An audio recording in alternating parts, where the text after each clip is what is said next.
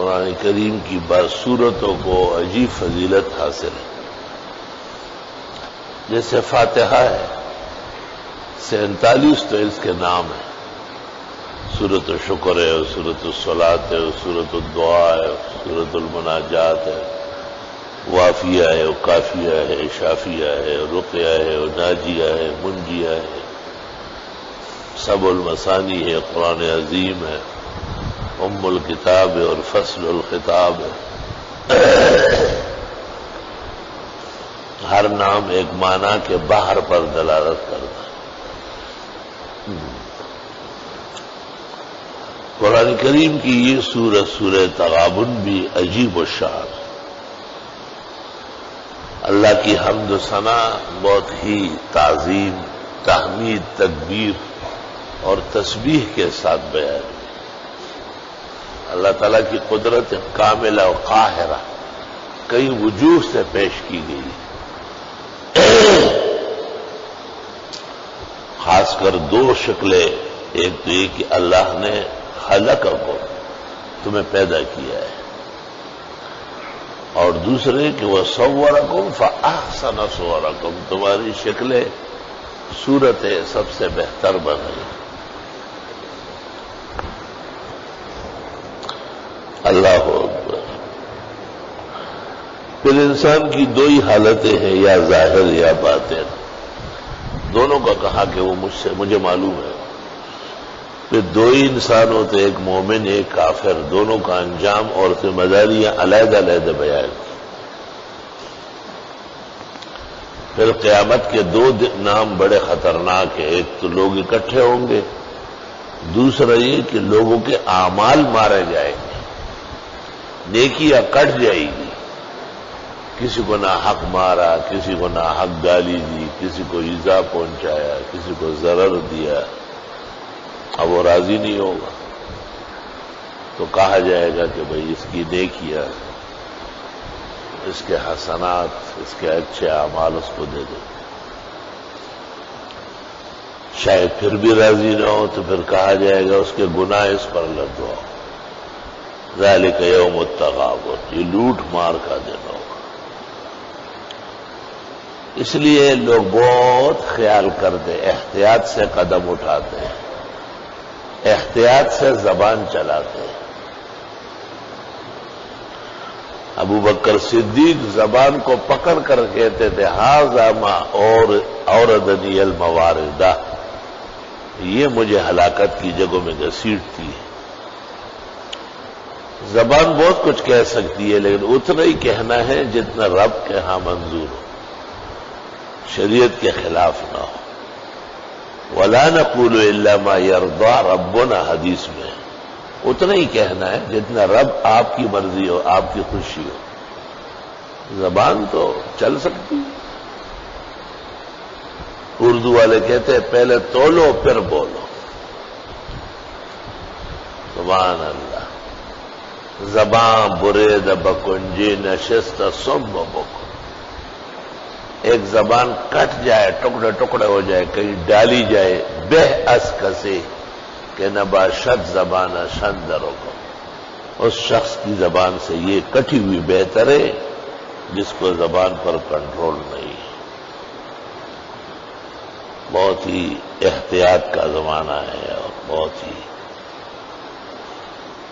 کم وقت کے لیے ہم دنیا میں آئے اور بہت زیادہ کام کرنا ہے اور بہت ذمہ داری ہے.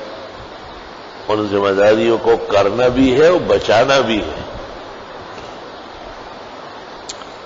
وہی لوگ ایک دوسرے کو گالیاں کیوں دیتے؟ ماں صحابہ میں مصیبت نے لگے، وہی تمہاری وجہ سے ہی ہوا، تم ایسے ہو، تم ایسے ہو. ہمیں نہیں، یہ مصائب ہے، تکالیف، رنج و الم، غم اور درد، یہ ایک فیصلے کے مطابق پہنچ رہے ہیں.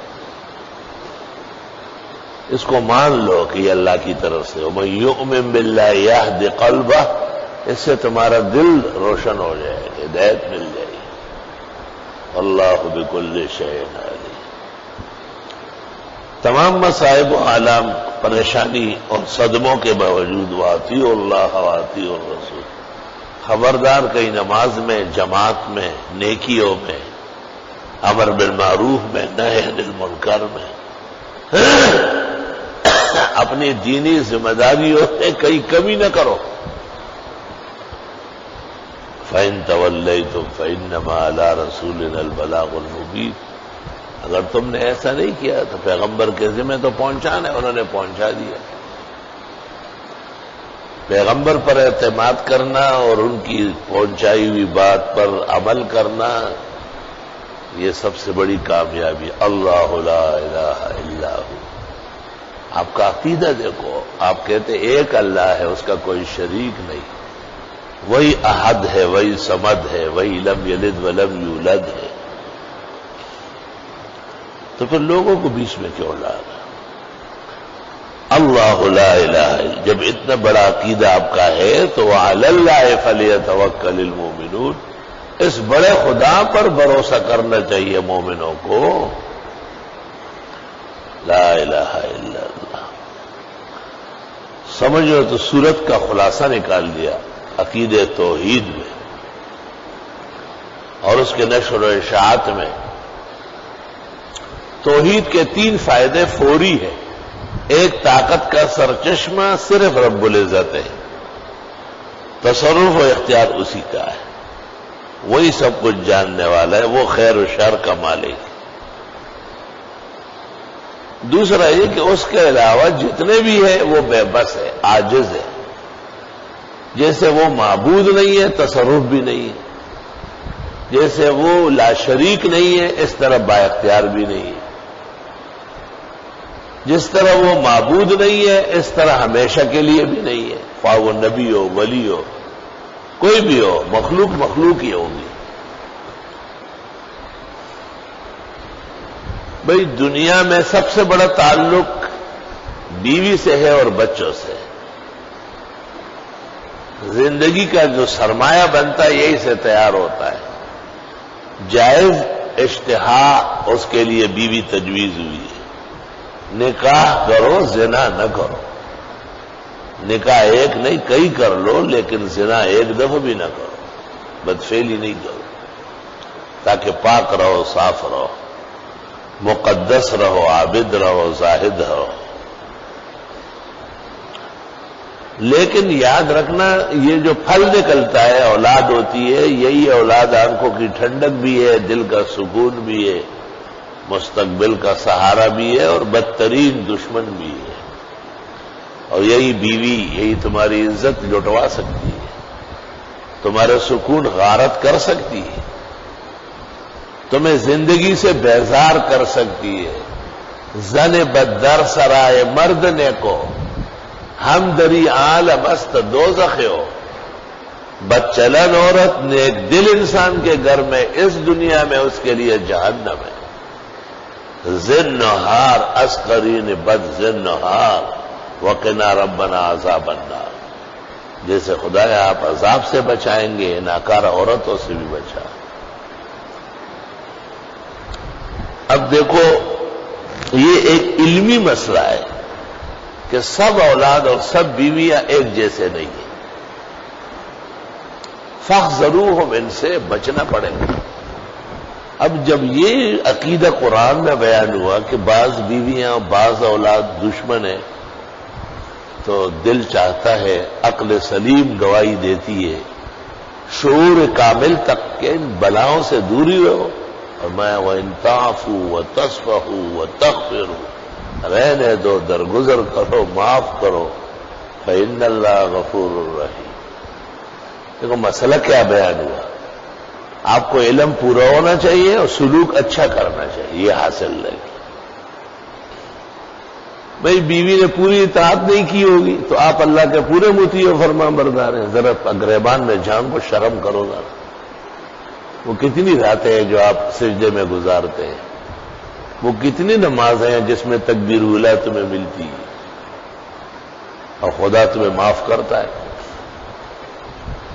تو جب خدا تمہیں جانتا بھی ہے اور تیری ہر ادا اس کو معلوم ہے اور تجھے ہر وقت اس کی اطاعت فرض ہے، اور آپ کبھی کوتاہی کر رہے ہیں، فإن اللہ غفور الرحیم، تو تم نہ بیوی کے اتنے مالک ہو، نہ بیوی پر اتنا زوراور ہو، نہ اولاد پر اتنی اتھارٹی ہو جتنا خدا تم پر ہے، تو بیوی و بچوں کو معاف کرنا سیکھو۔ وَإِن تَعْفُوا عَفَا کرو، وَتَصْفَحُوا رہنے دو۔ عفو اس کو کہتے ہیں کہ جرم رہنے دیں، اور صفحہ اس کو کہتے ہیں کہ اس کا اثر بھی آپ پر نہ ہو۔ وَتَغْفِرُوا، بالکل ہی پردہ کرو ان کا، ان کے عیوب پر پردہ ڈالو، ان کی کمی کوتاہی کو درگزر کرو۔ فَإِنَّ اللَّهَ غَفُورٌ رَحِيمٌ۔ اللہ تعالیٰ نے اپنا واسطہ دے دیا کہ سیدھے چلو، سختی مت کرو۔ حدیث میں ہے ہر سختی کرنے والا شرمندہ ہو، ہر نرمی کرنے والا پائندہ ہو۔ الفاظ حدیث یہ، جس نے جب بھی تشدد کیا، شانہ، اس کام کو گندا کیا، اور جس نے جب بھی عفو کیا، نرمی کی، نیچے ہو کے چلا، زانا، ابو داؤد، اس نے اس کو زینت بخشی، اس نے اس کو خوبصورت بنایا۔ کہ ہر ایک سے جیتنا کوئی کارنامہ نہیں، بعضوں کو جیتنے دے۔ ہر ایک کو ترکی بہ ترکی جواب دینا یہ ابوالکلام صاحب کا کام نہیں تھا۔ موقع محل ہوتا ہے کلام کا، بعض باتیں درگزر کرو، اپنی زندگی اجیرن کر لو۔ یہ جو بیوی ہے اور بچے ہیں اور جن کے بارے میں ہونا بھی ضروری ہے اور خطرات بھی ہے، اور افواہ تفواہ صفحہ، اللہ کا حکم آگے، تین چیزیں ذکر ہوئی، بیوی اور بچے، ان کا دشمن ہونا اور ان سے بچنا، تو تین درخواستیں بھی آ گئی، معاف کرو، درگزر کرو، رہنے دو۔ ان اللہ غفور رحیم۔ تم جتنا زور دکھا سکتے ہو نا بیوی کو یا بچوں کو، اس سے زیادہ زور اللہ تمہیں دکھا سکتا ہے۔ بتایا ذرا، آنکھ میں کینسر ہو جائے گا، دل میں کینسر ہوتے ہیں، بنا خون میں کینسر۔ کینسر کا کیا مطلب ہے کہ آپ کو جانا ہے، نکلو یہاں سے، جتنا جلدی نکلو گے تو عزت سے رہو گے۔ آپ بیوی کے ساتھ کیا کر سکتے ہیں؟ آج آپ کی یا کل کسی اور کی ہوگی۔ آپ اولاد کا کیا بگاڑ سکتے؟ وہ ایک آدمی ہے، اس نے بڑے دولت کمائی اور ریلے پہلے، بیٹے نے کہا بس ابا جی یہ ساری اپنے پاس رکھو، مجھے تنگ وانگ نہ کرو، مجھے آپ کی دولت پر میں لعنت بھیجتا ہوں۔ تو میں نے کہا صرف بیٹا ہونا کارنامہ نہیں، بیٹے کو بیٹا رکھنا کارنامہ ہے۔ کہ بلیاں بھی آ جاتی ہے 3 4 2 4 دن بعد، کچھ بھی نہیں ہوتا۔ کہ کتیاں بھی آتی ہے، کتڑے ہوتے ہیں، کچھ دنوں بعد دیکھو پھر کوتھی اور کھوتا لگا ہوا، کچھ بھی نہیں۔ اولاد کا ہونا یہ کارنامہ نہیں ہے۔ نبی دعا کرتے ہیں رب ہب لی من لدنک ذریۃ طیبہ، نیک صالح ہونا، ماں باپ کو پہچاننا، یہ اولاد کا کام تھا۔ آپ نے اس میں غلطی کی، کمی کی ہے، اس لیے آج مقابلے پہ کھڑی ہے۔ یہ آپ ہی کا کیا ہوا ہے، یہ آپ کی نیکیوں کا تپیڑا ہے جو کمی ہوئی، یہ آپ کے گناہوں کا رد عمل ہے، یہ آپ کے بد اعمال کا دنیاوی انجام ہے۔ انما اموالکم واولادکم فتنہ، مال و اولاد تو امتحان ہے، آزمائش ہے۔ نہ ہو تو غربت کی ذلت، ہو تو مال و دولت کا تکبر، ہر وقت غلط سوچ کی کیا آسمان پہ اڑ جاؤ۔ بھئی آرام سے رہو، مال ہے تو شکر کرو، نہیں ہے تو صبر کرو۔ اور صبر و شکر جاننا بہت بڑا علم ہے، قرآن و سنت کا ماخذ ہے۔ مال اور اولاد دونوں فرمائے یہ آزمائش ہے، فتنہ ہے۔ اس کی تعلیم، تربیت، اس کی زندگی، اس کا رہنا سہنا، سب کو خیال رکھنا پڑے گا۔ واللہ عنده اجر عظیم، اجر عظیم تو اللہ دے گا۔ مال ہے انہیں کی نہیں کمائی، ایسے کتنے بد نصیب ہیں۔ اولاد ہے اور ان کو مسجد کا اور توحید کا اور سنت کا راستہ نہیں بتایا، ایسے پٹائے کتنے نظر آ رہے ہیں آپ کو معاشرے میں۔ اجر عظیم تو آپ تب پائیں گے جب مال کو صلاح اعمال میں، اولاد کو صلاح تربیت و تعلیم میں صرف کرو گے، یہی مال اور اولاد فتنے کے بجائے کامیابی کا بھی راستہ ہے، مگر آپ نے وہ راستہ اختیار نہیں کیا۔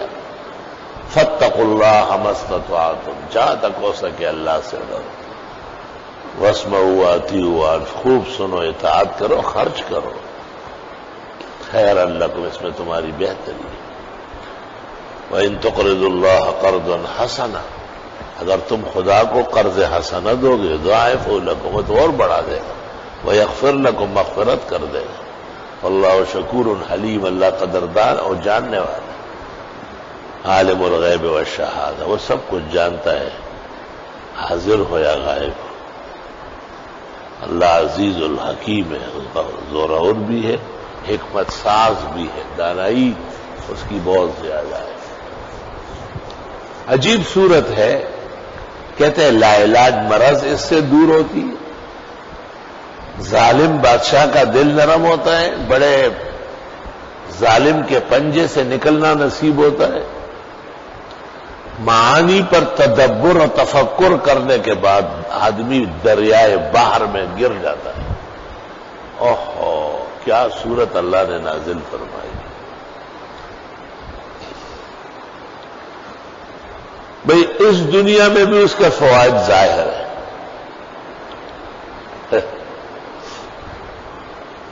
وہ ایک ظالم کی کوئی شکایت کرتا تھا، اس کو یہ بتائی گئی تو وہ مر گیا یا دفع ہو گیا۔ یہ پھر پوچھتے ہیں کہ اب میں اس کے ساتھ کیا کروں؟ میں نے کہا اب اور پڑھو تاکہ وہ قبر سے بھی کہیں اور چلے جائے۔ معاف کرنا تمہیں نہیں آتا ہے؟ کبھی بھی کسی کو اٹل برا نہ کہو جب تک شریعت نہ کہے۔ آپ کا خدایا جیسے میں جانتا ہوں، اگر واقعی ایسا ہے مجھے اس کے شر سے نجات دے، میری عزت محفوظ فرمائے، یہ آپ کا اچھا ادا ہے، اللہ کے سپرد کر رہا ہے۔